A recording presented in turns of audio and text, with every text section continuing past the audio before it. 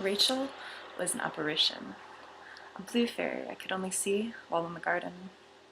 Naturally, I would spend my time outside any chance that I got. Being an only child, Rachel had no competition for my attention. However, there seemed to be two seasons in my hometown of San Francisco, cold and colder. On those gloomier days, I'd occupy myself indoors with toys, the highly addictive Game Boy, or the inevitable time-sucking television. On days like this, I remember feeling a special sadness, a loneliness without my imaginary friend.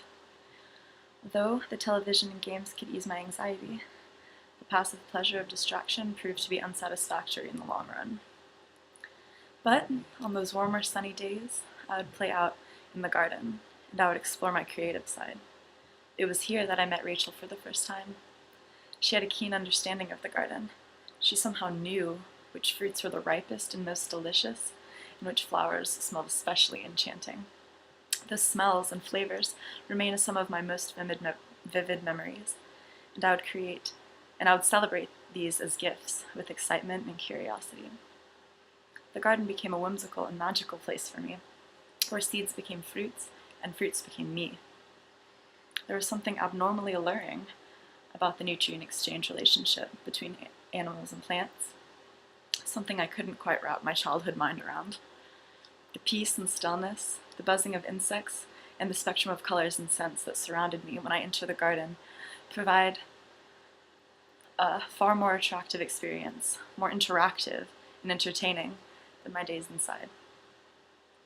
Rachel taught me to celebrate the living world around me, and I found my place in the dirt amongst buzzing bees and rays of sunshine that gave me a context in which I made sense as a human. And I couldn't feel lonely because I clearly wasn't alone. My childhood depression came from a sense of loneliness and alienation from my surroundings, from people and detachment from myself and others.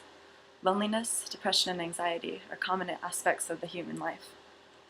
According to the Anxiety and Depression Association of America, these disorders are of the most common mental illnesses in our country. It's no surprise that most of us have had our share of these emotions and have developed our own ways of coping when they come. And for me, the garden was a very healing place. And something about participating in the interaction encouraged from the garden proved to be a more gratifying and lasting fix for my loneliness and boredom. And then I have a quote about participating rather than kind of mindlessly and passively being entertained. And so little did I know that when I would choose the garden over the TV or Game Boy, I was engaging in something known as therapeutic horticulture, which is defined as the process by which individuals may develop well-being using plants through passive and active involvement, which differs slightly from the practice of horticultural therapy, which involves the use of plants by trained professionals as a medium through which certain clinically defined goals may be met. I see therapeutic horticulture as an especially powerful coping mechanism when applied to three main levels of human experience, the first of which being the benefit to our personalities by healing ourselves through a direct relationship with plants. There are even physiological benefits to this interaction, including stress reduction, as indicated by lower blood pressure and muscle tension. And I read an interesting study done with college students, in fact, who were under stress from an exam and were shown images of plants. And so these participants reported increased positive feelings and reduced fear and anger. And as a student, I found it interesting that a view of nature has this power of reducing stress in 4 to 6 minutes, indicating that even a brief visual contact with plants may be valuable in restoration from mild daily stress. And so the restorative effects of therapeutic horticulture can be achieved through both active and passive participation. So I recognize my tendency to withdraw, to alienate and distract myself from my depression or bouts of anxiety, in part to prevent infecting others with this toxic attitude and to protect myself in such vulnerable states. There are other times when I feel those suppressive emotions, when I open myself to confronting and dealing with these emotions through sharing with another person. I become able to more quickly address the root of the problem and more quickly work through these issues, more so than I would have alone. Both responses, to alienate and also to connect and unite, serve as protective adaptations for survival. Recognizing this, I have a choice. I see that the more I interact and participate with my surroundings, the more my friendships blossom, the more the garden grows, and the stronger I become as I collaborate with and learn from others.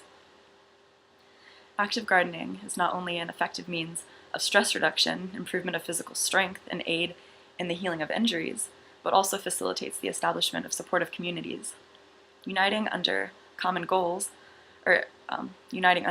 goal encourages the development and strengthening of existing communities and challenges the alienation and loneliness that is often associated with depression. When working with others on mutually cooperative projects such as a community garden, interpersonal and social skills are strengthened, as well as the ability to function efficiently as a group. Building such supportive communities are the second beneficial level that therapeutic horticulture can impress upon the human experience. In addition to improvements of individual well-being and community strength, the ecosystem at large can benefit from a therapeutic horticulture and the establishment of community gardens. When we garden, we do not only perpetuate plants as a food source to continue our own survival, but we are also introducing biodiversity to the ecosystem at large. Edible gardens, in particular, invite a variety of insect pollinators, animal species, and fungal communities that introduce diversity and increase stability in an ecosystem. Now I think back to my time in the garden, with Rachel, where with the pull of one handful of weeds, the soil in the vegetable patch would become active with movement and life. And I consider this interaction the human disturbance on a natural ecosystem. I see this perceived exclusion of humans from the natural order residing in a false dichotomy that humans are somehow unnatural. The notion that things are either man-made or natural neglects the responsibility of personal impact on our surroundings and perpetuates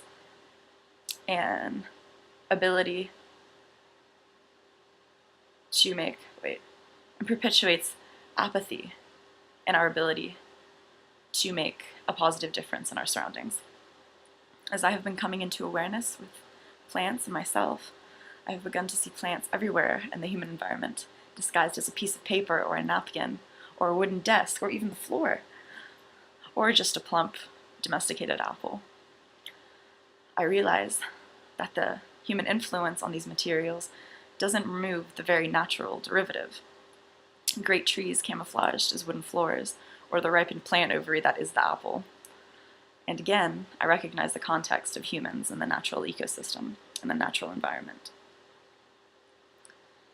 When I would plant seeds in the garden, Rachel would show me, as the seeds grew into a plant that would then develop fruit, how we are so connected, not only to the plants we consume and absorb, but that we are also an extension of the soil from which these plants grow.